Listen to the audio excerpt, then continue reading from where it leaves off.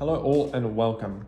Today on display I have 3 watches in front of me, and with these 3 watches I'll be looking at an occasion, not really watches in particular, but an occasion that watches may be featured in. With that being 18th birthday watches or 21st, it definitely does extend to that as well. But specifically this video is how to buy an 18th birthday watch, how to go about it, and 21st as well. It may sound super simple, but there are so many factors that you should be taking into account when you're buying one of these. Now, I just want to quickly explore the idea behind 18th birthday watches or 21sts. Why would you buy one, and what do they represent? Well, they become physical mementos of a coming of age, and they're generally bought with the intent of lifetime wear, or at least lifetime ownership. And what it boils down to is sentiment. Some people like to mark this occasion by upping their budget and getting a higher end Swiss watch. For example, you can get other high-end pieces, but they like to spend a little bit more money to signify this special occasion. Now we know what they are and what their purpose is. I believe these are important questions that you should be asking yourself when buying. The first and foremost question that you should ask yourself is, does this person wear a watch? There is nothing worse than buying a watch for someone who doesn't even wear watches. You have to make sure, first of all, before you go on, that this person will wear a watch and that they will appreciate it. And say they will wear a watch. How do they wear it? What are the scenarios that these watches will be worn in? Is it going to be every day? Is it going to be dressy? Well, I have a couple examples here, like the Seiko Prospex.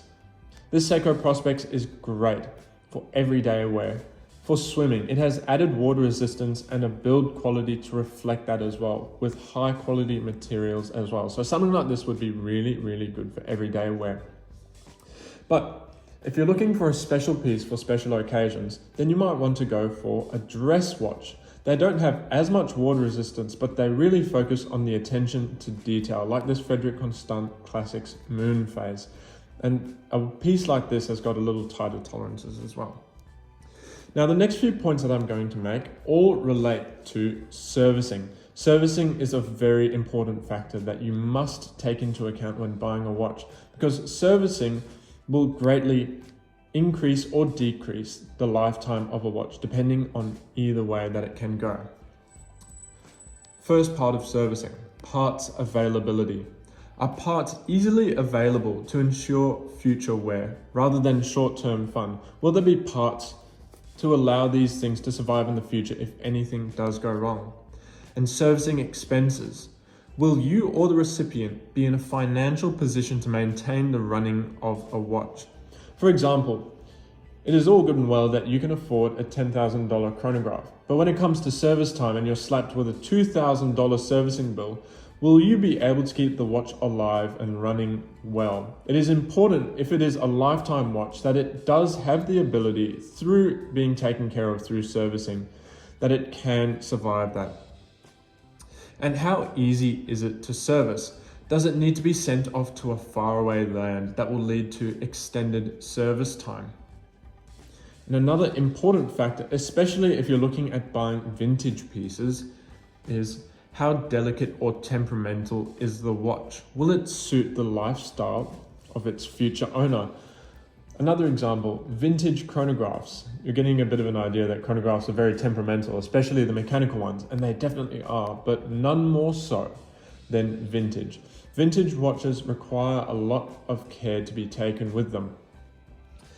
And another important factor, also depending on how you are going to be wearing this watch or how this watch will be worn, is the build quality. It can be a very strong indicator to how the watch will last. For example, something like this Seiko. All the Seiko dive watches, I must say, are built very well. It's got a very solid feel and hand. And another strong indicator as well is the sharp finishing. A lot of care has been taken into the construction of this, and it is a good indicator that this will last the test of time. And another small feature that I like to think of, but isn't necessarily the most important thing, is lug width. Is it an odd lug width that will keep strap changes costly? Or is it in fact integrated? The problem with integrated straps is sometimes the cases are built into the straps, and once the strap deteriorates, it is sometimes the case that you have to ditch the whole watch because it is just built into the strap that cannot be repaired. It is unfortunate, but it is something you have to take into consideration. But if you have an even lug width as well, like this Laco Navy Valencia, which has an 18mm lug width, it's a very standard lug width, meaning that you can find extra straps very easily and it's not going to cost the world. Now, I've kind of spoken about these few examples that I have here for a little bit, but I want to delve into the brands specifically, and I want to start off with Seiko. Seiko is a really good brand to start off with when looking for 18th birthday watches or 21st again.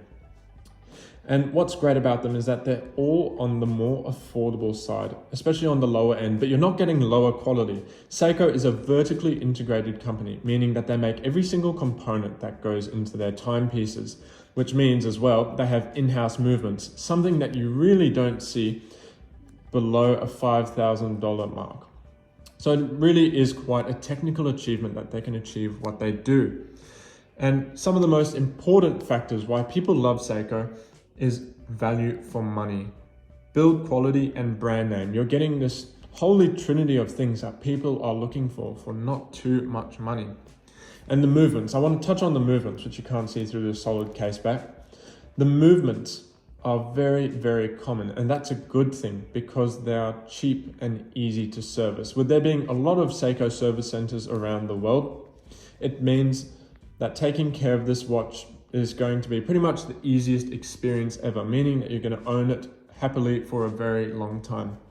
And the final great thing about Seiko is that they have a range of styles. I only have one Seiko piece here today, but they have whole ranges dedicated to dress watches specifically and dive watches and everyday watches. So there's really something out there for everyone.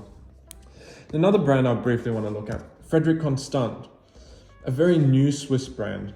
And they are a little bit more expensive than Seiko, but it reflects in the build quality. The tolerances are a little tighter. There is more attention to detail. And the great thing about Frederic Constant is that they're owned by Citizen, which means you can send this, at least in Australia I can speak for, you can send this to a Citizen service center and it will be easily taken care of, meaning you have that serviceability all taken care of for you. And you're also getting this fantastic build quality and a unique design as well. It's an interesting entry into classical Swiss watchmaking, which isn't to every teenager's taste, but there is an option out there. Now, these are only a few things that I believe that you should be looking out for, and it's only in my opinion. But let me know down in the comments anything I've missed. Let me know what you think, what your 18th watch was. Thanks for watching, and see you guys next time.